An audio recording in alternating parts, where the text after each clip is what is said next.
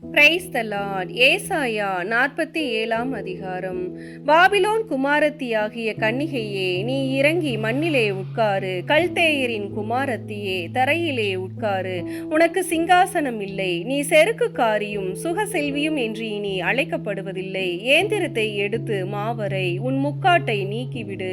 வெறுங்காலும் அம்மன தொடையுமாய் ஆறுகளை கடந்து போ. உன் நிர்வாணம் வெளிப்படும், உன் லச்சை காணப்படும். நான் ஒருவனையும் பாராமல் நீதியை சரி கட்டுவேன். எங்கள் மீட்பருடைய நாமம் இஸ்ரவேலின் பரிசுத்தராகிய சேனைகளுடைய கர்த்தர் என்பது.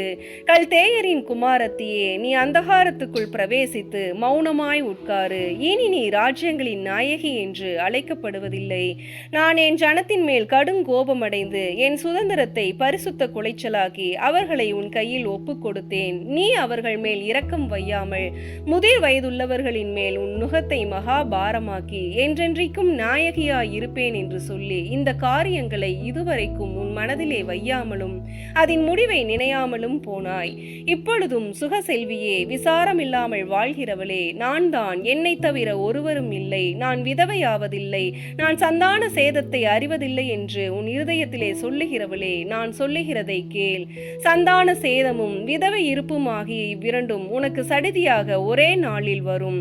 உன் திரளான சூனியங்களின் நிமித்தமும் உன் வெகுவான ஸ்தம்பன வித்தைகளின் நிமித்தமும் அவைகள் பூரணமாய் உன்மேல் வரும்.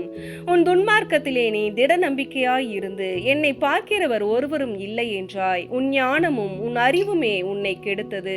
நான் தான், என்னை தவிர ஒருவரும் இல்லை என்று உன் இருதயத்தில் எண்ணினாய்.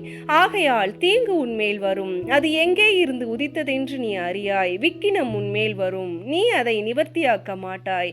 நீ அறியாதபடிக்கு சடிதியாய் உண்டாகும் பால்கடிப்பு உன்மேல் வரும். நீ உன் சிறு வயது முதல் பிரயாசப்பட்டு பழகி வருகிற உன் ஸ்தம்பன வித்தைகளையும் உன் திரளான சூனியங்களையும் நீ அனுசரித்து நில்.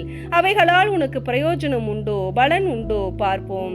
உன் திரளான யோசனைகளினால் நீ இளைத்து போனாய். இப்பொழுதும் ஜோசியரும் நட்சத்திரம் பார்க்கிறவர்களும் அமாவாசி கணிக்கிறவர்களும் எழும்பி உனக்கு நேரிடுகிறவர்களுக்கு உன்னை விலக்கி ரட்சிக்கட்டும். இதோ அவர்கள் தாளடையை போல் இருப்பார்கள். நெருப்பு அவர்களை சுட்டரிக்கும். அவர்கள் தங்கள் பிராணனை அக்கினி ஜுவாலையின் நின்று விடுவிப்பதில்லை. அது குளிர்காயத்தக்க தழலும் அல்ல, எதிரே உட்காரத்தக்க அடுப்பும் அல்ல. உன் சிறு வயது முதல் நீ பிரயாசப்பட்டு எவர்களுடன் வியாபாரம் பண்ணினாயோ அவர்களும் அப்படியே இருப்பார்கள். அவரவர் தங்கள் போக்கிலே போய் அலைவார்கள். உன்னை ரட்சிப்பார் இல்லை. ஆமேன்.